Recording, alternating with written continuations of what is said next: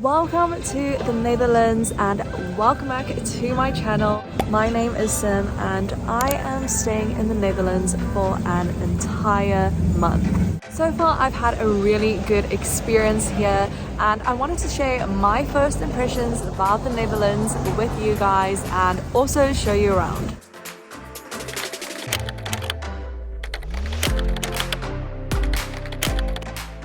I think this is a nice spot where we can just sit and chat and I can share some of my first impressions with you guys. Firstly, we need to talk about the weather.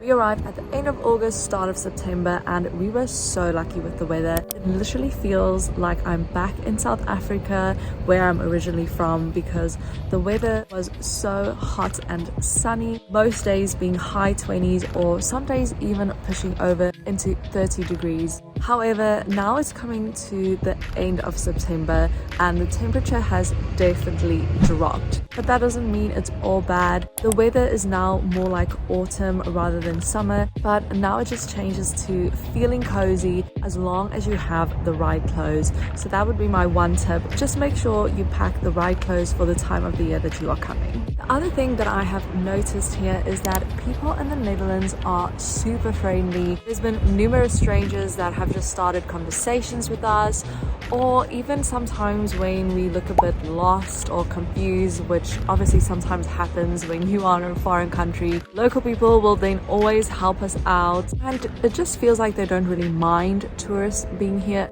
I would say probably in Amsterdam, people might be a bit more negative towards tourists just because there is obviously a lot of tourists going through that city every single day. But as I said, in general, people are really friendly and it's just been a really nice vibe everywhere in the Netherlands that we've been so far. We also actually have a couple of friends here from South Africa and they've told us that there's quite a big South African community in the Netherlands. Another thing that you will definitely notice here is people riding around on bicycles. There's also a lot of infrastructure for bike riders, which obviously makes it a lot easier for them to get around as well. So you will have separate bike lanes.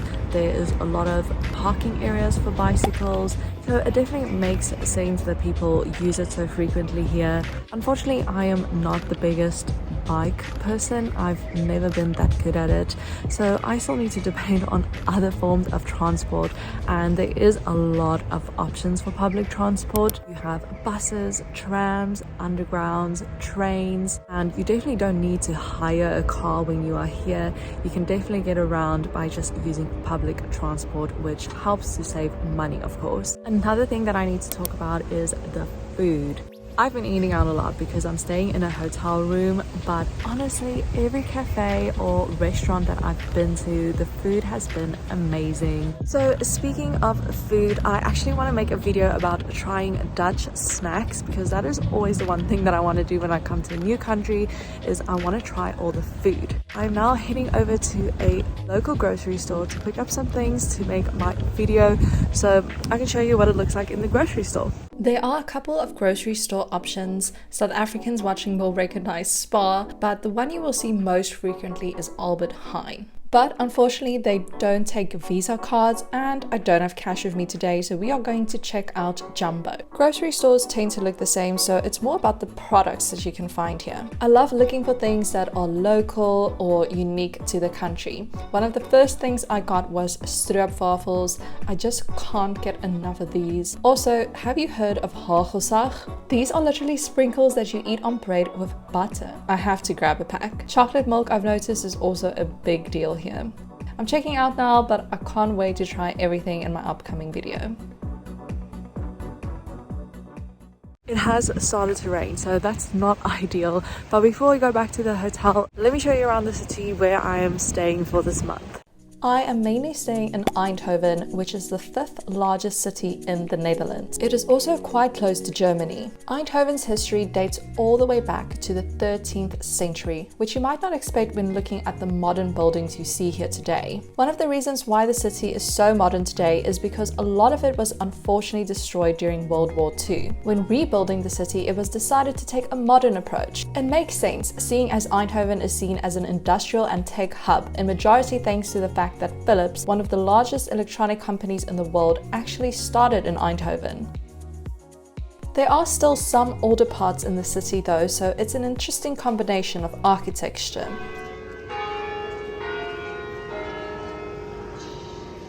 One landmark that will probably stand out to you is St. Catherine's Church, which was completed in 1867. The church is built in a neo-Gothic style and has 2 towers which are 70 meters each.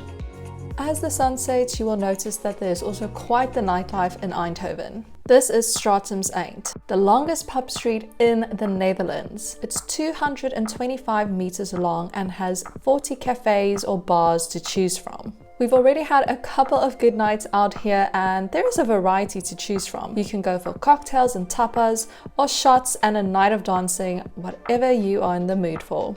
I'm back at the hotel now and dressed a bit more comfy and cozy. The rain definitely ruined my plans, but I have been taking videos every time I go into the city. So hopefully all the clips that I just included shows you a good overview of Eindhoven and what to expect from the city. I've really enjoyed staying here. I wouldn't say Eindhoven is a city you would choose to go for a long-term holiday, but it is actually definitely a city I could see myself living in permanently.